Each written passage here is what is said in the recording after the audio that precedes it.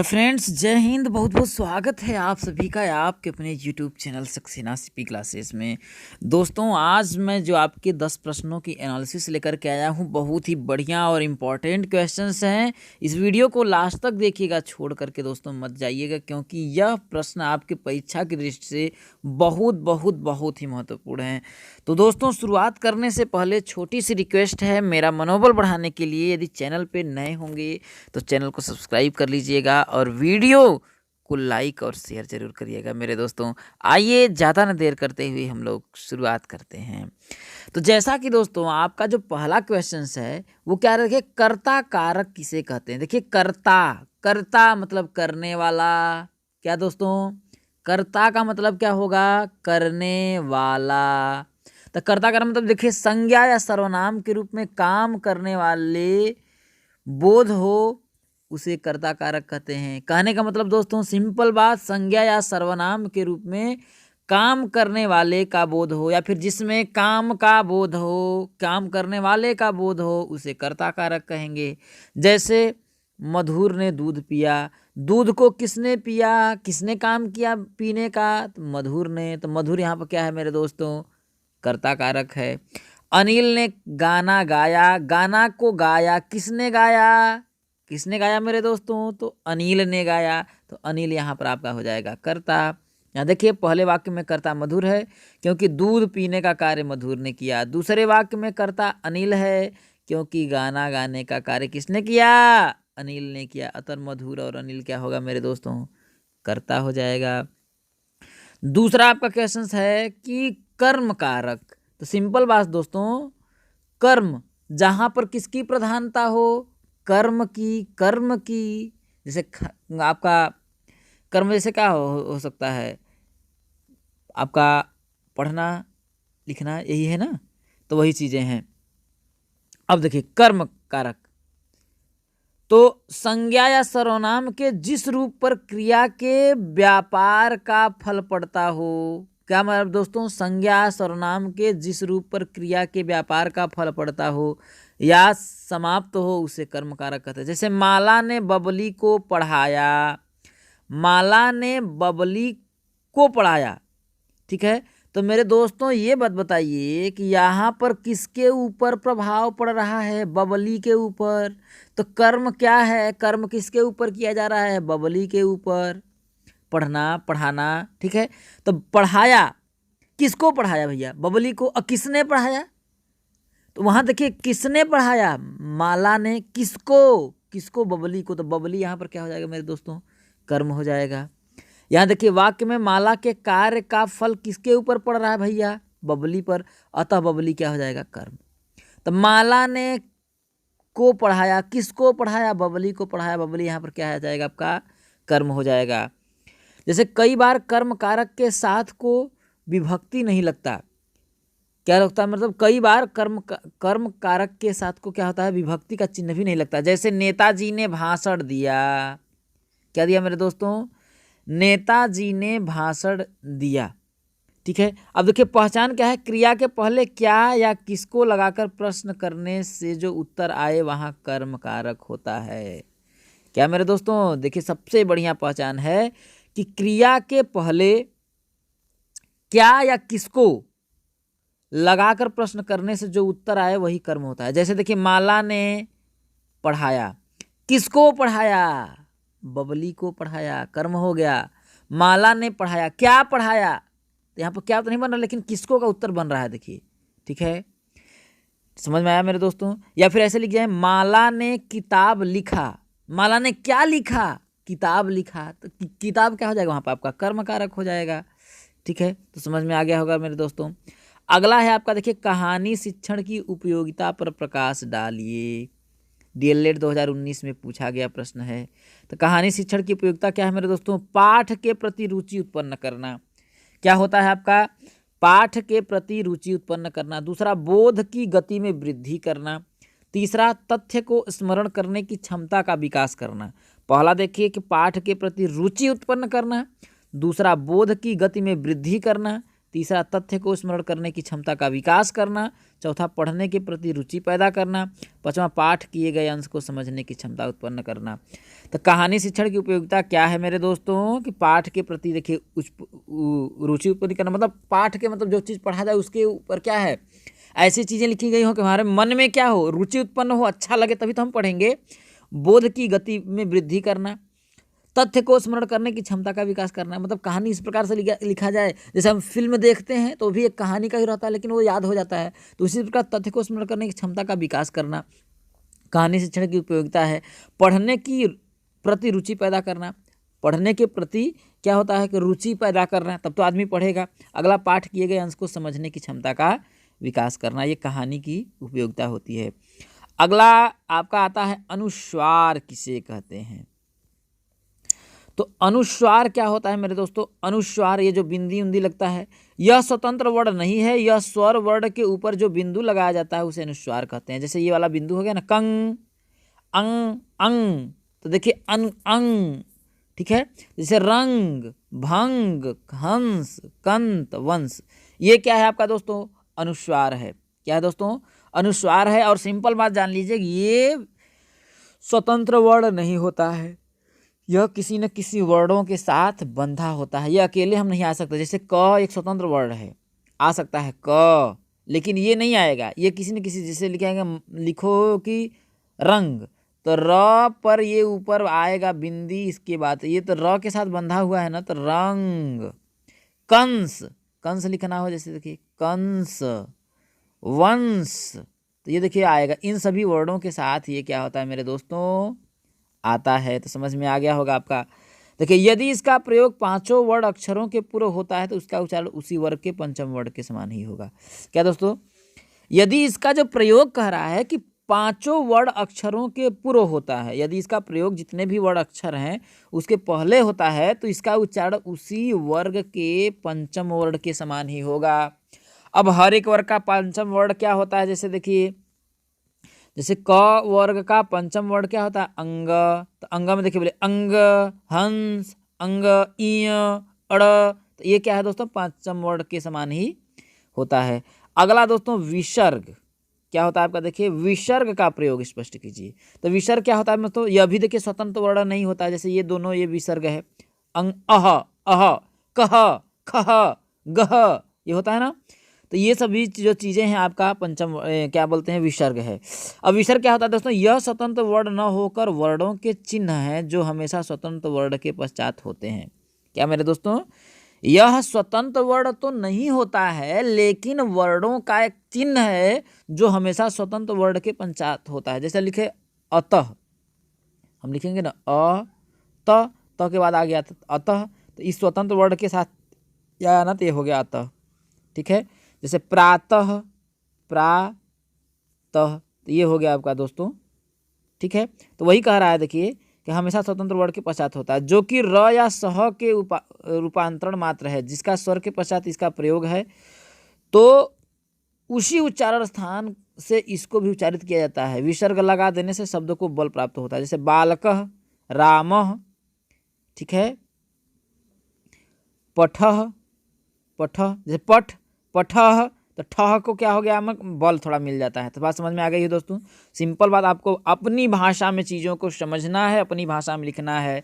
तो विसर्ग के बारे में आप क्या लिखेंगे, यह एक स्वतंत्र वर्ण नहीं होता है, सिंपल बात, यह वर्णों के चिन्ह हैं जो हमेशा स्वतंत्र वर्ण के पश्चात होता है। या फिर ऐसे सिंपल बोलेंगे कि यह एक स्वतंत्र वर्ण नहीं होता है, यह हमेशा स्वतंत्र वर्ण के पश्चात लगाया जाता है। यह र का स के रूप में रूपांतरण मात्र है। ये क्या है दोस्तों, र का स के रूपांतरण मात्र है। जिस स्वर के पश्चात इसका प्रयोग होता है उसके उच्चारण स्थान में इसको उच्चारित किया जाता है। विसर्ग लगा देने से शब्द को बल मिलता है। अतः जैसे कि आपका बालकः रामः। हलंत का प्रयोग स्पष्ट कीजिए। बहुत बढ़िया क्वेश्चन है। हलंत, तो हलंत जानते ही होंगे, ये जैसे कि जैसे मैंने क लिखा, क पे हलंत लगा दिया तो ये आधा हो जाता है, ठीक है। तो हलंत यही होता है। देखिए, तो देखिए यह स्वतंत्र वर्ण नहीं होता है। स्वतंत्र का मतलब ये हो गया, हलंत लगा देंगे तो ये क्या है, खुद ही स्वतंत्र वर्ण नहीं होता है। ये हलंत जो होता है ये स्वतंत्र वर्ण नहीं होता, ये किसी न किसी वर्ण के साथ ही आता है। तो यह स्वतंत्र वर्ण नहीं होता है। इसका प्रयोग हमेशा वर्ण के बाद होता है। हलंत का अभिप्राय है आधा वर्ण या स्वर रहित वर्ण। सिंपल बात है, हलंत लगाने का मतलब क्या होता है, आधा वर्ण या स्वर रहित वर्ण। सिंपल बात समझिए, जैसे मैंने अगर क लिख दिया तो ये क, ये क लग गया, इसका मतलब ये आधा है और ये स्वर रहित है।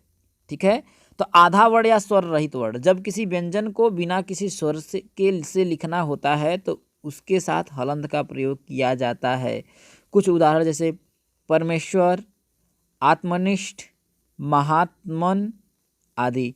तो ये सभी क्या है दोस्तों, यहाँ देखिए हलंत लगा है ना, ये हलंत है, ये हलंत है ना, तो ये सभी क्या है मेरे दोस्तों, हलंत का प्रयोग। समझ में आ गया दोस्तों?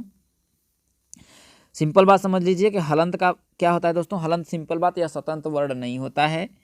जब स्वर, किसको मेरे दोस्तों, जब किसी भी व्यंजन को स्वर रहित लिखा जाता है या व्यंजन को या फिर किसी भी वर्ड को बोला जाए तो आधा लिखा जाता है या फिर आधा वर्ड या स्वर रहित लिखा जाता है तो हलंत का प्रयोग किया जाता है। जैसे आप लिख देंगे परमेश्वर, आत्मनिष्ठ, महात्मन आदि।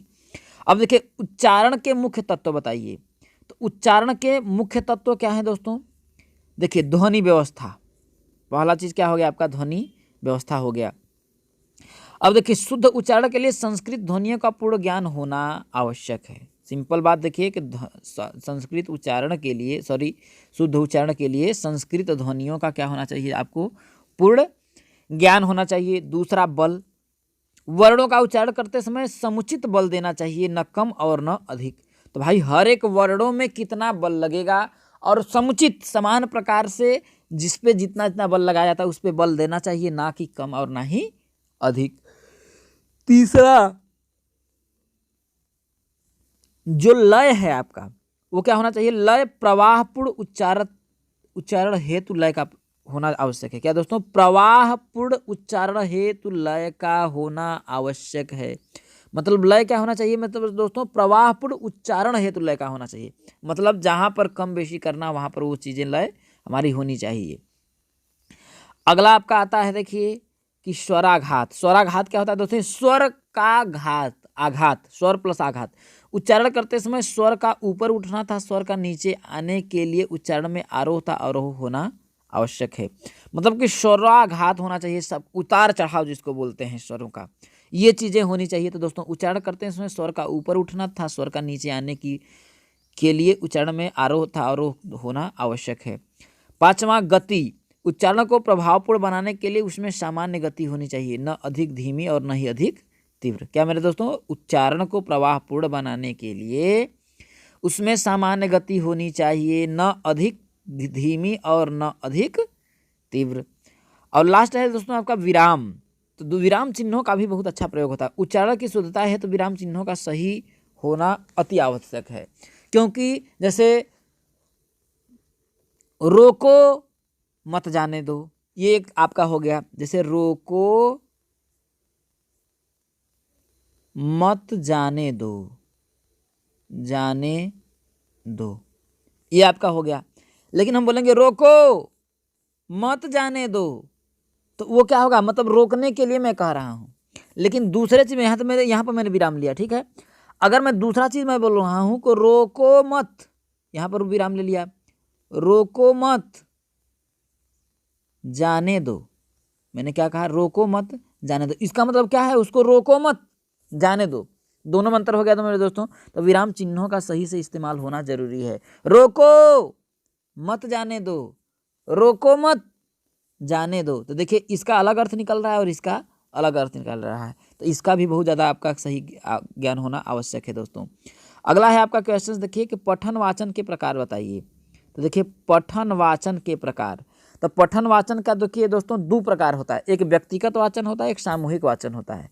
तो व्यक्तिगत वाचन में व्यक्ति स्वयं से आपका वाचन करता है, इसके अंतर्गत शिक्षक तथा शिक्षार्थी व्यक्ति रूप से मौखिक पठन करता है। क्या दोस्तों, इसके अंतर्गत शिक्षक तथा विद्यार्थी व्यक्तिगत रूप से मौखिक पठन करता है, मतलब व्यक्तिगत मतलब स्वयं रूप से पठन करता है। सामूहिक पठन क्या होता है दोस्तों, इसके अंतर्गत कक्षा के समस्त विद्यार्थी एक साथ मिलकर समान स्वर, गति तथा लय में मौखिक पठन करते हैं।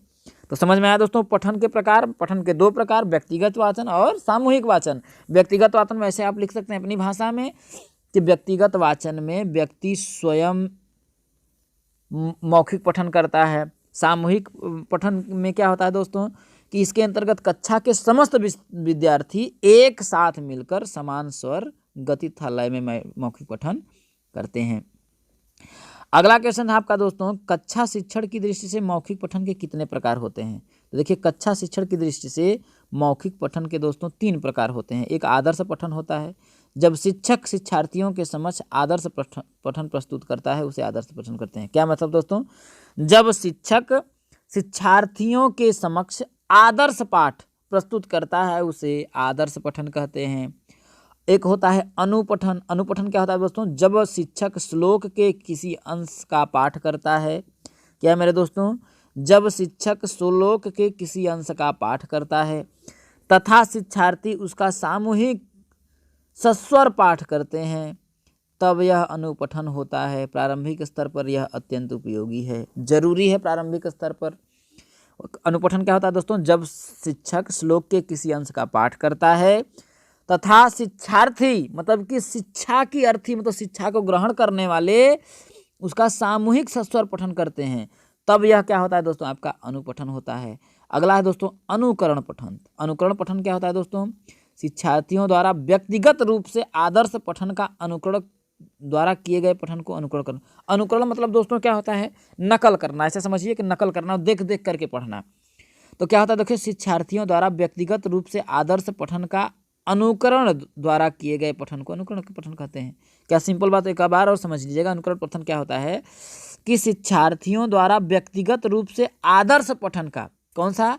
आदर्श पठन का अनुकरण द्वारा किए गए पठन को अनुकरण पठन कहते हैं। अगला क्वेश्चन है दोस्तों आपका कि निम्नलिखित शब्दों का संस्कृत में अर्थ लिखिए। जैसे देखिए, किसान का संस्कृत में अर्थ कृषक होता है। जुलाहा का होता है तंतुवाय। क्या दोस्तों? तंतुवाय। धोबी का होता है रजक। माँ का होता है माता या जननी। दुश्मन का होता है शत्रु। जूड़ा का होता है वेड़ी। बाल का होता है केश। और कंगन का होता है कंगड़म। कंगन का क्या होता है? कंगड़म। चूड़ी का होता है कटकह।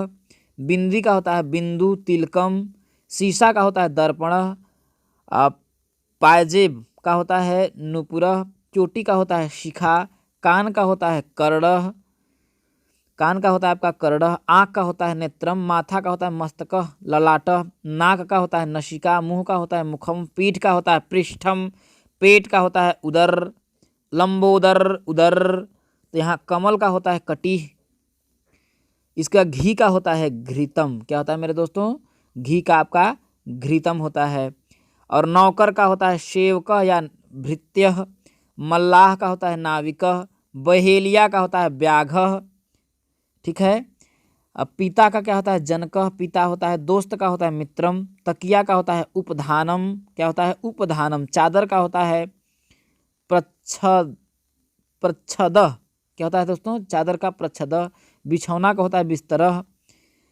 कुर्ता का होता है कच्चुकः। क्या होता है दोस्तों? कच्चुकः। साड़ी का होता है शटिका। क्या होता है? साड़ी का शटिका। पगड़ी का उषडीसम। क्या होता है? उषडीसम। दुपट्टा का होता है उत्तरीय। मोजा का होता है पादत्राणम। गाल का होता है कपोलः। क्या होता है? गाल का कपोलः। दांत का होता है दंत। भात का होता है ओदनम। दही का होता है दधी। नमक का होता है लवणम। शक्कर का होता है शर्करा। लस्सी का होता है यवागु। छाती का होता है उरह वक्ष स्थलम। क्या होता है दोस्तों? उरह बोल सकते हैं या वक्ष स्थलम बोलते हैं। जांघ का वो होता है जंघा। क्या होता है? जंघा। तो दोस्तों 10 प्रश्नों की हमने एनालिसिस किया। उम्मीद है आप लोगों को वीडियो पसंद आई होगी। चैनल पे नए होंगे तो मेरा मनोबल बढ़ाने के लिए चैनल को जरूर सब्सक्राइब करिएगा। मिलेंगे अगले वीडियो में, तब तक के लिए दोस्तों जय हिंद, वंदे मातरम।